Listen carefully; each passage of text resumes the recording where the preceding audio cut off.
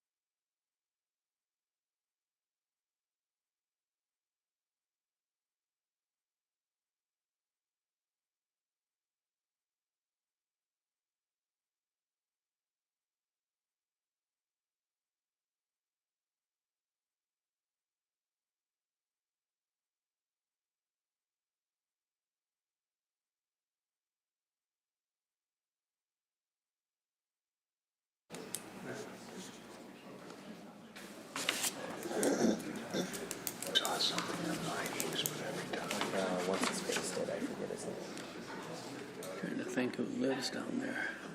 I wonder what that route is. I've never tracked that.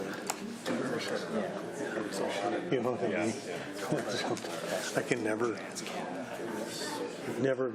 works.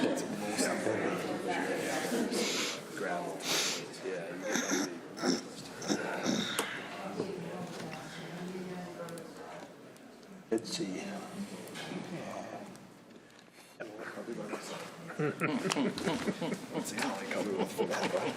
She like, I'll fly up there and meet you there, you idiot. yeah.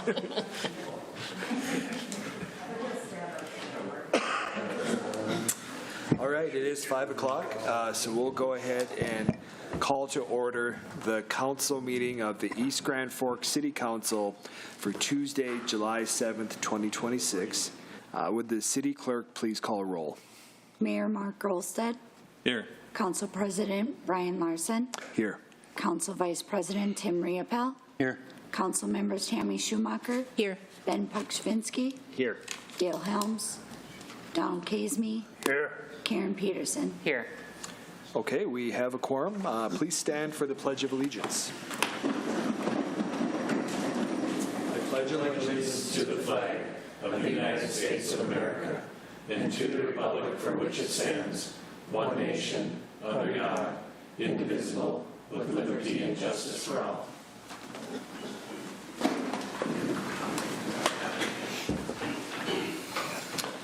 Okay, we'll start with open forum. Open forum is an opportunity for members of the public to address the City Council on items not on the current agenda. Items requiring council action may be deferred to staff or boards and commissions for research in future council agendas if appropriate. Do we have anyone here for open forum tonight? Okay, I see none.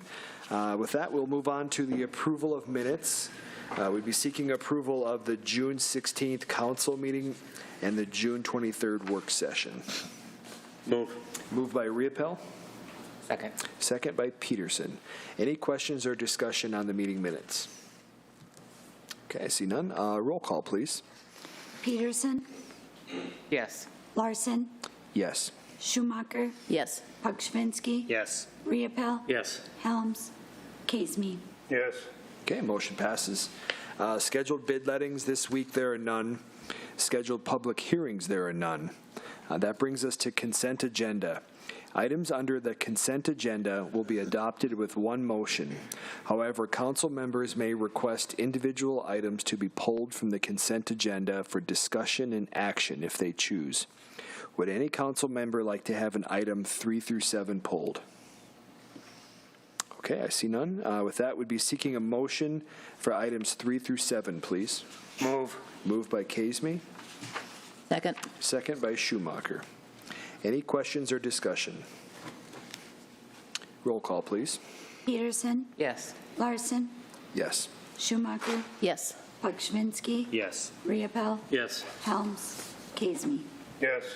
Okay, motion passes. We'll acknowledge receipt of reports of officers, boards, and commissions. This week we have the regular meeting minutes for the Water, Light, Power, and Building Commission for June 3rd, 2026, as well as the regular meeting minutes for the Water, Light, Power, and Building Commission for June 17th, 2026. That brings us up to communication. This week we have the presentation of the 2025 financial audit report. Carla, I think we'll turn it over to you if you'll open up the presentation. Good evening, everyone. Thank you, Mayor, Council, and President. I'm introducing to you Brian Upsell. He is from Brady Martz in the Grand Forks office, and he was the lead partner in our audit. Okay, thanks, Carla. Similar to prior years, I guess the plan of attack for this evening will go through some highlights of the audit report and open it up for questions at the end. I do have a tendency to run through things relatively quick, so if you want to slow me down, that's just fine and ask questions. Otherwise, at the end, I'll give you some time for questions as well. I'm not sure how much time you've had to look at the ACFR yet, but if you haven't had enough time and you find a question later on, I'll be happy to come back and answer questions later. So, excuse me, a couple things before I get started. Historically, we've had an audit committee letter that we no longer issue. We just verbally communicate that. So no disagreements with management, no difficulties performing the audit. We appreciate all the help that Carla and her team give us. It certainly makes our job a lot easier when we get timely responses to our questions, et cetera. So I appreciate the help. No new accounting standards that really affected the financial statements for 2025. Nothing necessarily on the horizon that's going to have a big impact either. A few odds and ends maybe through some narrative that's going to change, but nothing as far as how the financial statements are put together. One other thing that's just a kind of I'll call it a soapbox item. We've had a few auditees fall victim to some cyber attacks or phishing emails. So just be careful if you do pay anybody electronically. That includes direct deposit or vendors, especially when you have large projects going on. If they ever request to change their routing or account number, that make sure you take that with a grain of salt. Probably requires a phone call. That phone call, I've had a bad issue where they just asked if the employee worked there. But if there's a phone call, you need to make sure that somebody's actually requested that change and that's valid. So just had some issues there just to watch out for. So I give everybody a copy of the Act for. I think you might have an electronic copy as well. I think Carla mentioned if you don't want to keep it, she'd be happy to recover those or keep those going forward. But I'll kind of go through this in order and kind of explain what these sections mean. So the first section is pages 1 through 6. This is introductory section. And what this section provides is basically the table of contents and what's called the letter of transmittal. This letter of transmittal is put together by Reed and Carla and is meant to kind of give you an idea of what's going on at the city and some things going on in the future as well. And so it provides you with a nice little 4-page snapshot of what's going on at East Grand Forks for 2025.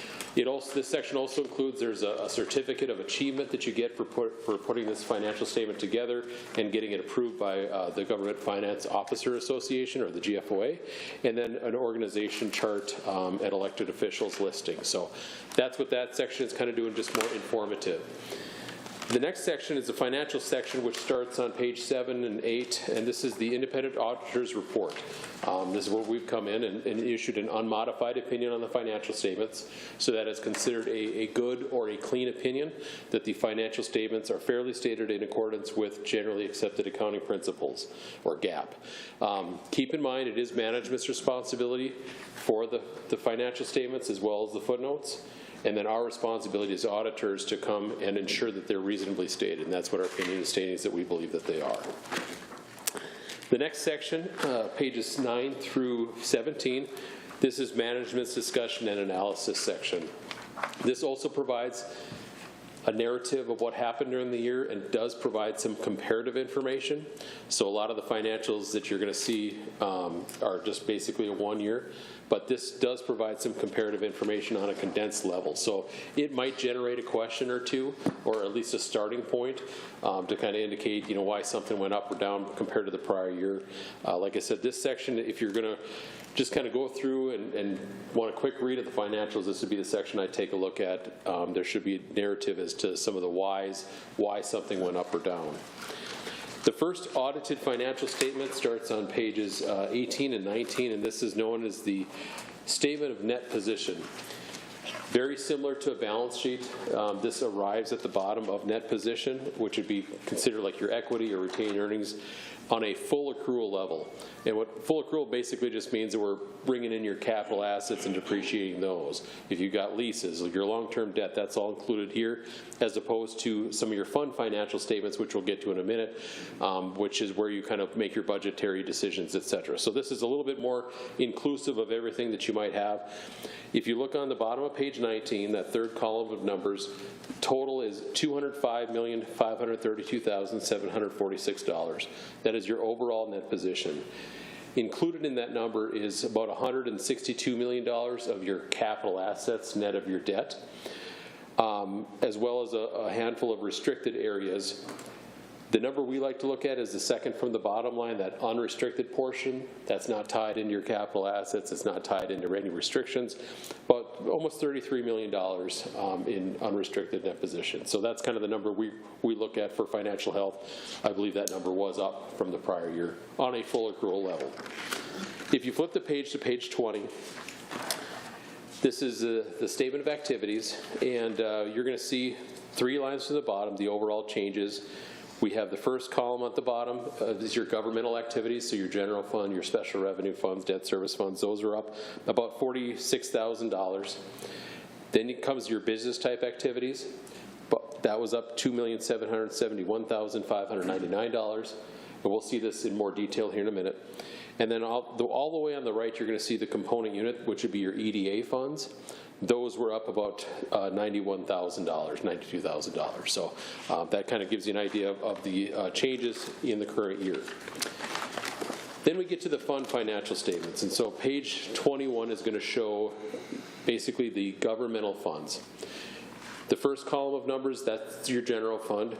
2 lines from the bottom, you can see your overall fund balance is $9,167,650. So those will be available for general fund spending. There's no restrictions in your general fund dollars at this point in time.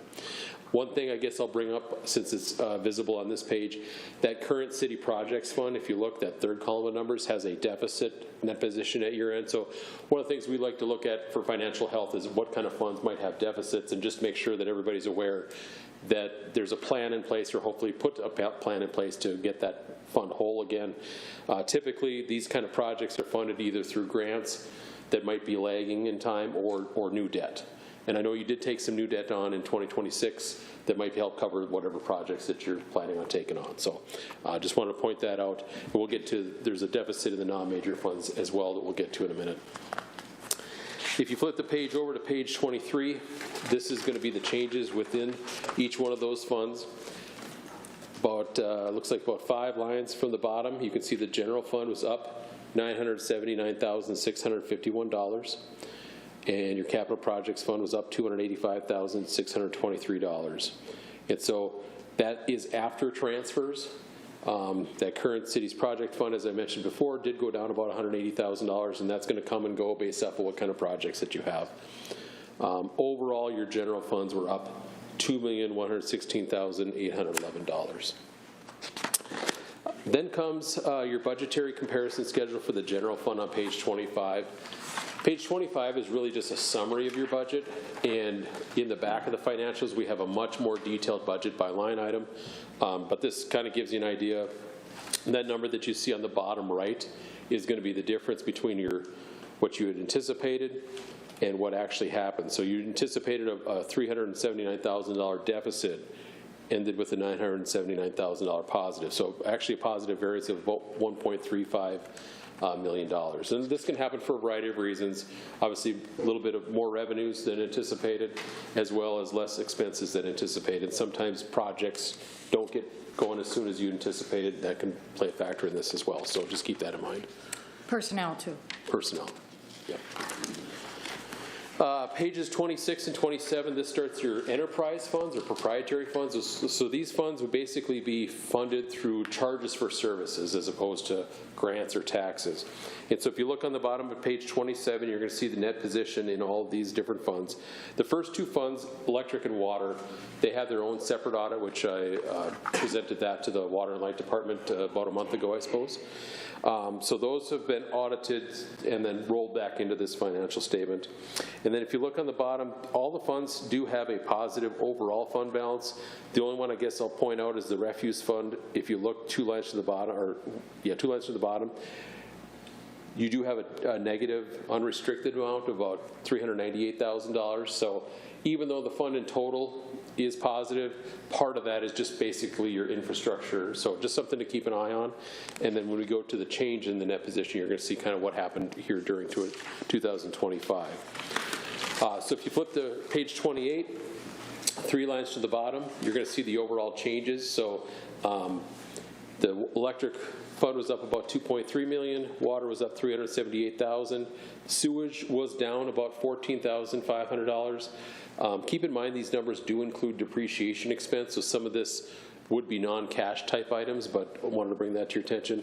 And then that refuse fund, if you look, that's down about $73,700. So once again, already has a negative. It looked like it would have went down a little bit more this year. Depreciation was about $81,000 of that number, but just something maybe take a peek at just to make sure rates are being kept up and trying to. These funds are meant to have a positive fund balance and at least maintain, if not grow a little bit. Then we get to the cash flow statement for these proprietary funds. Page 29, you're going to see 3 lines to the bottom, the overall cash increase or decrease. The total column shows cash increase of about $2.8 million overall, and then it's broken down by fund.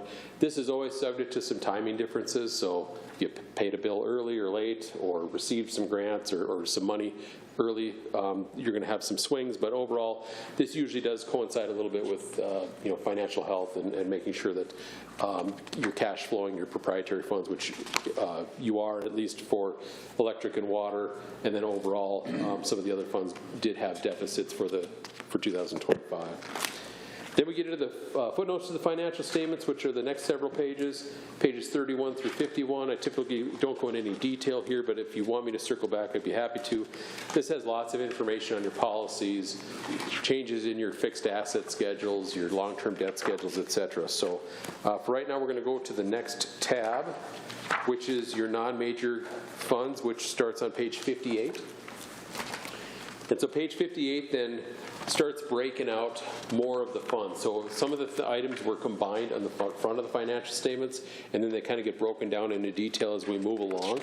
So for example, if you look on page 61, 61 is going to show you the different funds that make up the non-major fund column in the front of the financial statements. Once again, 2 lines to the bottom, we're focusing for red flags if there's any deficits.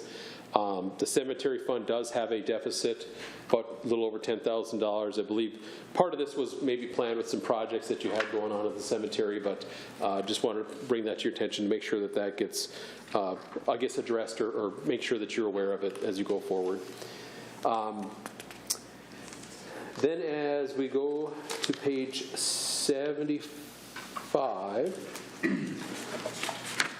page 75 shows your internal service funds. And so I know we talked about this in years past, but one of your internal service funds, the benefit accrual fund, also has a deficit, about $120,000. We talked about this, I think, the last couple of years. The deficit reduced by about $28,000 during the year, so I think this has been kind of reviewed and addressed, but just want to point that out just to keep that on your mind as you go through these financial statements. Then we get to page 79, starts some other supplemental information. So as I mentioned at the front of the financials, we had a budget to actual for the general fund, basically summarized. Pages 79 through 88 really breaks this budget down by line items, so you can kind of see which specific areas were over under budget during the year. So like I said, lots of detail there.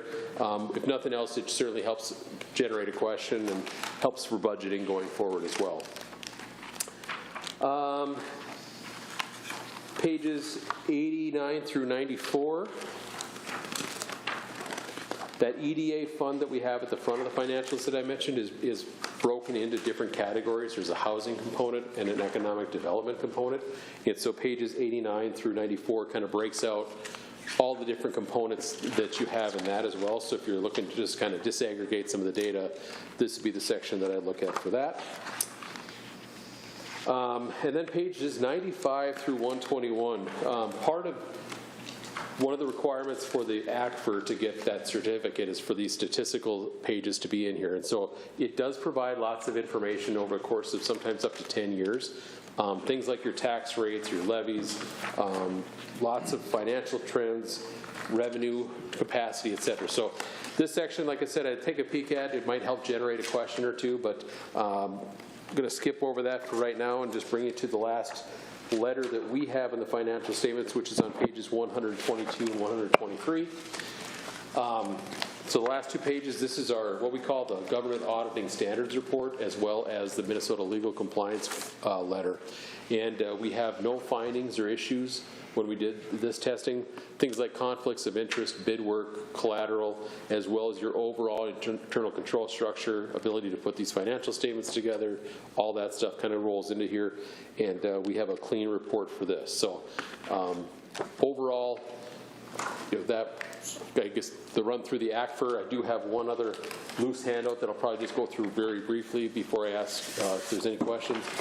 As we go through the audit, sometimes there's things that pop up that we see that we want to bring to your attention that aren't what we call a finding, but something maybe for you to consider.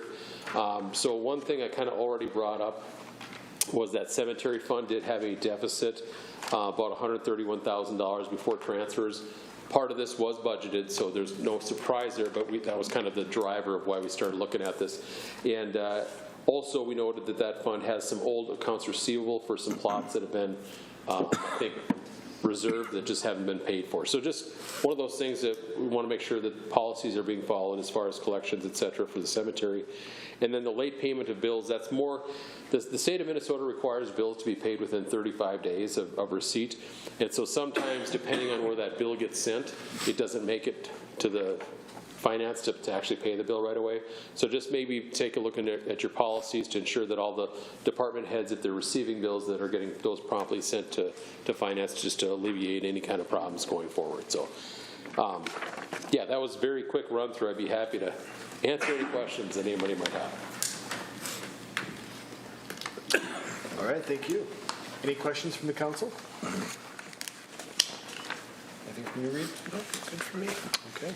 All right, we really appreciate that. Great job to everyone involved, and great job, Carla. Thank you for the overview. Thank you. Have a good night. Thanks, Brian.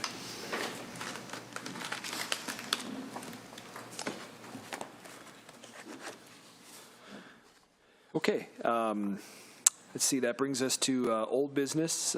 This week we have none. And then moving into new business, item number 11, consider authorizing resolution number 26-07-61, approving the fire department to accept the turnout gear dryer reimbursement grant award of $6,830 and authorize the equipment purchase. Move. Moved by Pukshavinsky. Second by Peterson. Any questions or discussion? Roll call, please. Peterson? Yes. Larson? Yes. Schumacher? Yes. Pukshavinsky? Yes. Riepel? Yes. Helms? Kasmi? Yes. Okay, motion passes. Item number 12, consider approving resolution number 26-07-62 for the City of East Grand Forks to enter into an agreement with the Minnesota DOT for the FY 2027 Transit Operating Grant. Move. Moved by Riepel, Second. second by Pukshavinsky. Any questions or discussion? Roll call, please. Peterson? Yes. Larson? Yes. Schumacher? Yes. Pukshavinsky? Yes. Riepel? Yes. Helms? Kasmi? Yes. Okay, motion passes. Item number 13, consider adopting resolution number 26-07-63, authorizing the hire of Mr. Travis Rambel to the position of Public Works Wastewater Stormwater Operator at Grade 13, Step 8, at a rate of $34.94 per hour with an effective start date of July 8th, 2026. Move. Moved by Peterson. Second. Second by Schumacher. Any questions or discussion? Roll call, please. Peterson? Yes. Larson? Yes. Schumacher? Yes. Pukshavinsky? Yes. Riepel? Yes. Helms? Kasmi? Yes. Okay. Motion passes.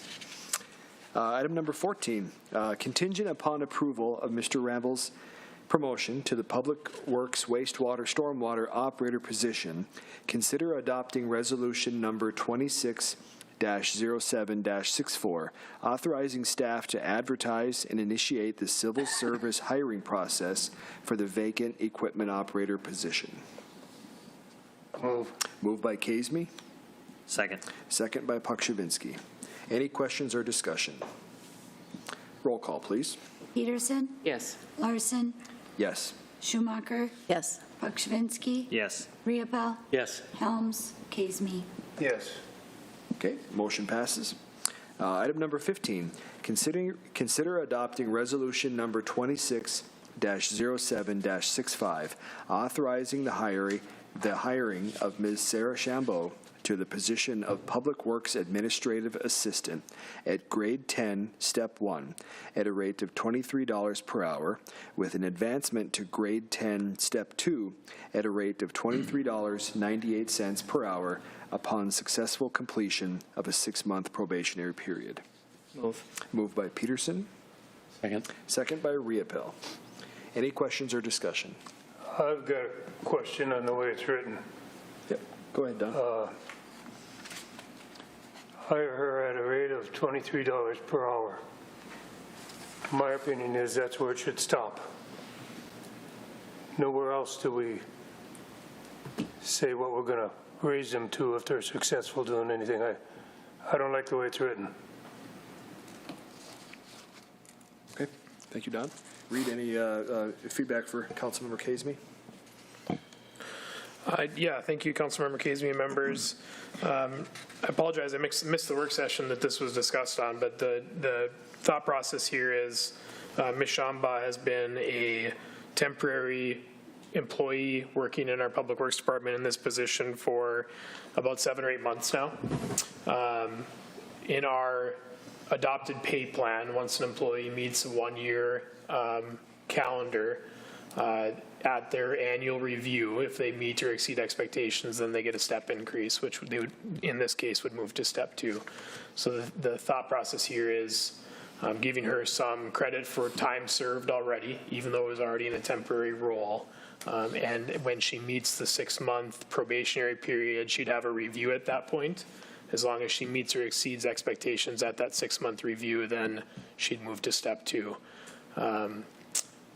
That's the way it's proposed. Mr. Casey, to your point and just kind of mechanics of it, if you would want to see that change, you could certainly make a motion to have the resolution amended, and then there would need to be a second to that amendment if you'd like the council to consider that. Thanks, Reid. Any follow-up? Okay. Brian, I've got a question. Go ahead, Sorry. Barry. And this might be for Jason. What's her start date going to be listed at for, I guess, when she moves to step 3, provided she's here at that time? Is she moving to step 3 a year from now? Yeah, her start date would be tomorrow. Yep. And then 6 months from then, she would move to step 2. And a year from now, then she would be at step 3. Okay. Yep. That's all I have. Thank you. Great. Any further questions?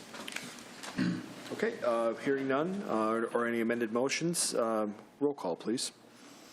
Peterson, Yes. Larson, Yes. Schumacher, Yes. Pakshavinsky, Yes. Riepel, Yes. Helms, Casey. Yes. Okay, motion passes. Item number 16, consider adopting resolution number 27-07-66, awarding the Reinhardt Road Southeast Repair Project to R.J. Zavrel and Sons in the amount of $27,360 and authorize staff to proceed with the work. Move. Moved by Riepel. Second. Second by Peterson. Any questions or discussion? Roll call, please. Peterson, Yes. Larson, Yes. Schumacher, Yes. Pakshavinsky, Yes. Riepel, Yes. Helms, Casey. Yes. Okay, motion passes. Item number 17, consider adopting resolution number 26-07-67, awarding the Bigland Road Southeast Repair Project to R.J. Zavrel and Sons in the amount of $53,791.00 and authorize staff to proceed with the work.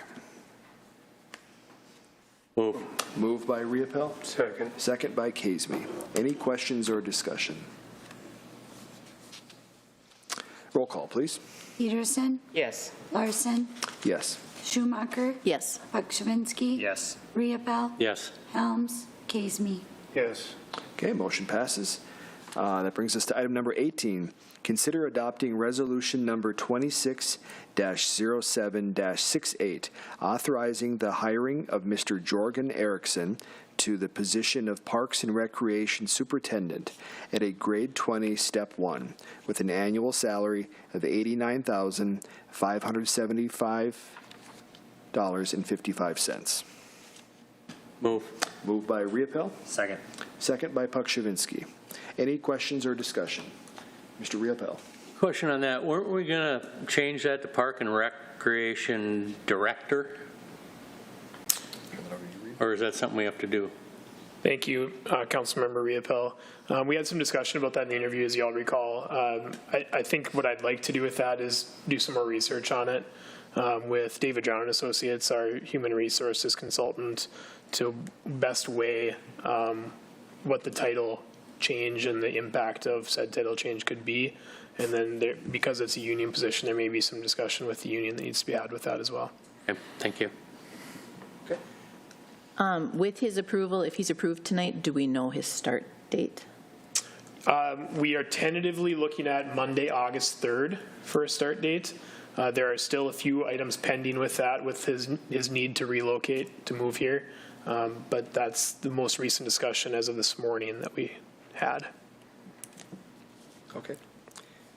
Any further questions or comments? Okay, seeing none, roll call, please. Peterson, Yes. Larson, Yes. Schumacher, Yes. Pakshavinsky. Yes. Riopel, Yes. Helms, Kazmi. Yes. Okay, motion passes. That brings us to claims. We have item number 19, consider authorizing the city administrator, clerk treasurer to issue payment for accounts payable invoices totaling $610,493.12 and the June 26th, 2026 payroll. Moved by Kazmi. Second. Second by Peterson. Go ahead, Reed. Did you have an item? Thank you. Yeah, Mr. President, that dollar amount sounds wrong to me. Do you have the claims down there, Renee? There are two claims. There was a late one that came in. Sure. Oh, it is.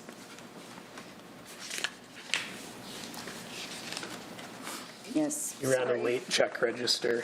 Yep, it's $1,687,472.54. Okay, if you bring that over to me, Renee, I'll make an amended motion, and then we'll see if Mr. Kazmi, and then who seconded that?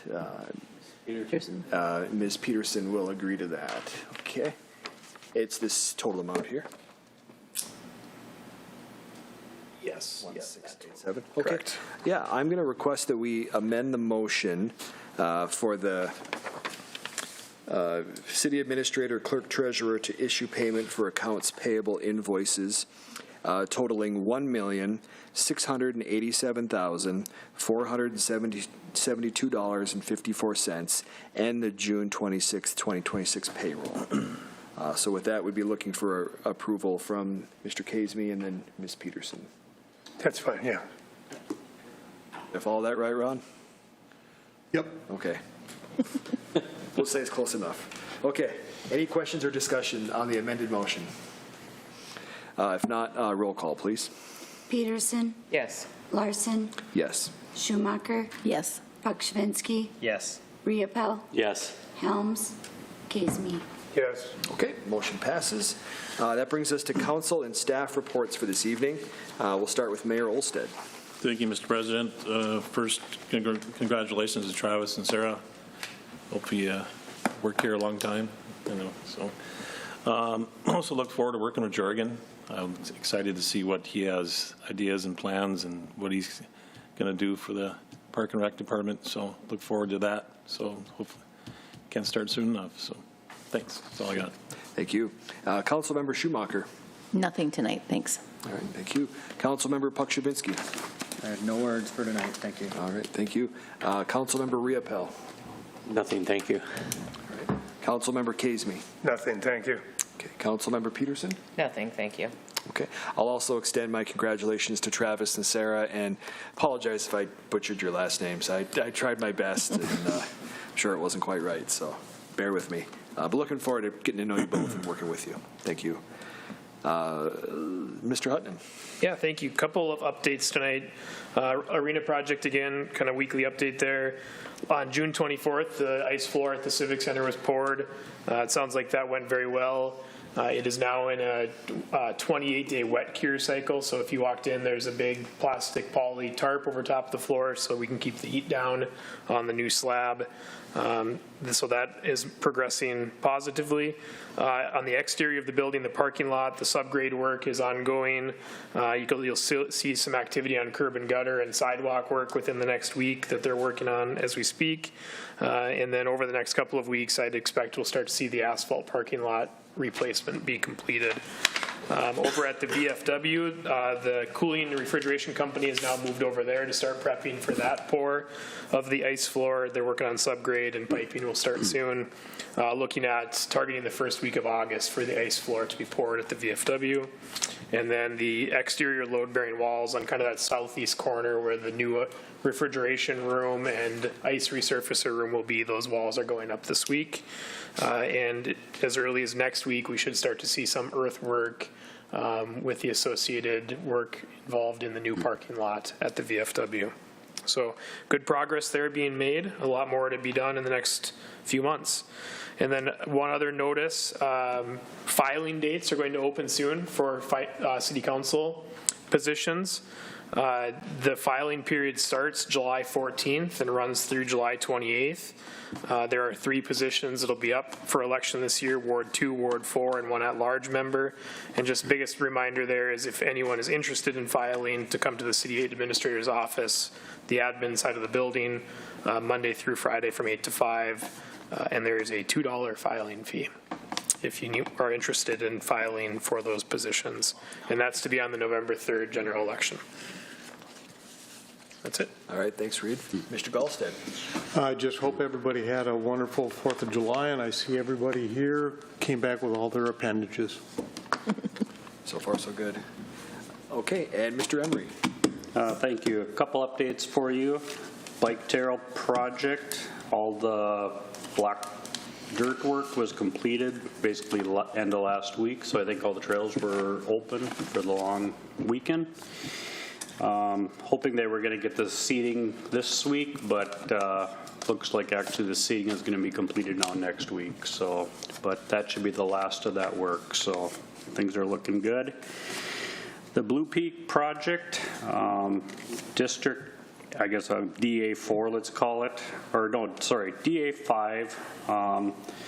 They have finished all the fiber work, the testing, and sounds like they're starting to get some customers hooked up. Sounds like they have 1 or 2 so far that have hooked up. So they are just finishing up all of the conduit work in DA6, and will be starting to pull fiber through those conduits.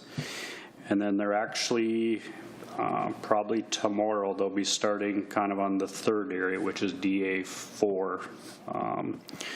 So everything is progressing well. They got concrete guys kind of right behind them doing the concrete restoration. Seeding is being completed. So, you know, we continue to have kind of meet at our weekly utility meeting, and everyone seems to be happy with their performance. So going real well.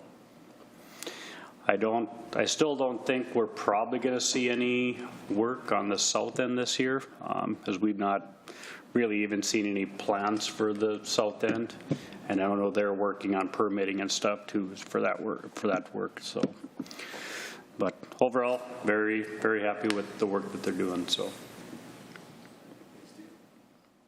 Okay. Any updates from the department heads? Yeah.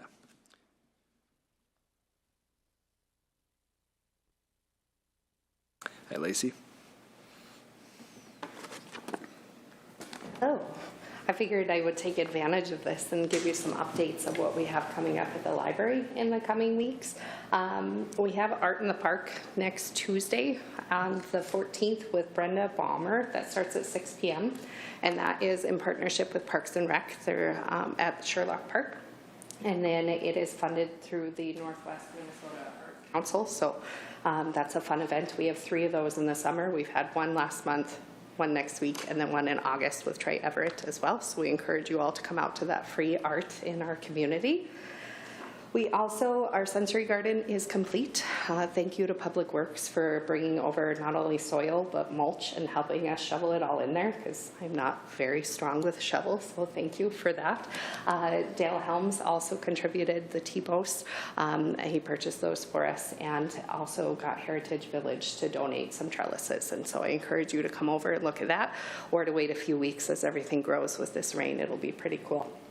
And then just an update in our building that we had a light cable snap, and so we had kind of some building repair this last week, and I wanted to say thank you to Eagle Electric and Sunny, our maintenance worker, that were there even before I was the next morning and worked on it for about 3 days. We'll have some upcoming repair with that as well, so we have part of the library kind of sectioned off while we get that work done. So let's see if thanks. Thank you. All right, thank you. Okay, any other updates? Okay, with that, we'll be looking for a motion to adjourn. Moved by Pukshavinsky. Second. Second by Peterson. All in favor, say aye. Aye. Opposed, same sign. Motion passes and meeting is closed. Thank you, everyone.